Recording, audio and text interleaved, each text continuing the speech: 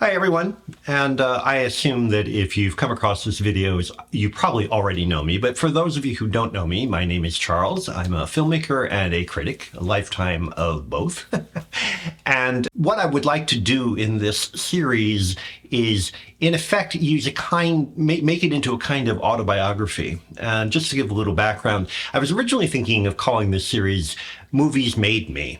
But then I mentioned this to a friend of mine who told me that there's apparently a Netflix series called The Movies Made Us.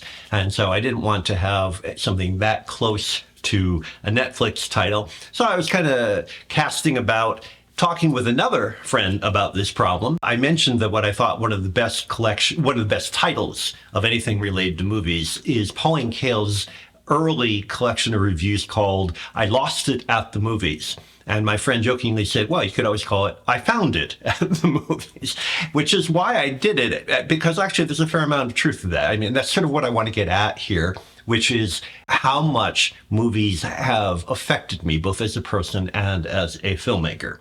And when I say that, I want to be real clear that this is not a qualitative discussion. If you are interested in my more qualitative or analytical reviews, I would point you to my blog, and I could put that in the description below. But in any event, it's really not meant to be any kind of definitive description even of any of these films. It's rather how much they may have influenced my life and my filmmaking. And so the choice of titles is fairly random, and the order in which I present them will be pretty random. And I have to warn anybody who might be interested in following this that I don't intend to keep to a steady, predictable production schedule, unlike, say, my blog, because I really want to move with the sentiment, the feelings.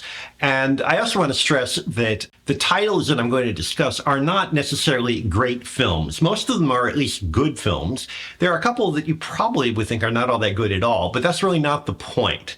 It's really more a question of what I got out of them as films at a particular point in my life, and then, yes, how they may have influenced some of my own movies. And that is one of the more interesting aspects for me, because as a trained filmmaker, as a graduate of film school, of course, you're exposed to the wide range of opportunities for filmic expression.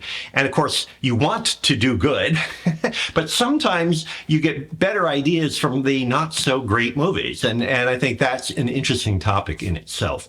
So on that note, they will all be short. I don't want to go on and on, which is why I'm going to cut this short. But please, I hope you'll subscribe. I hope you'll watch. Please leave any comments if anything occurs to you. And on that very brief note, hopefully, I'll talk to you later.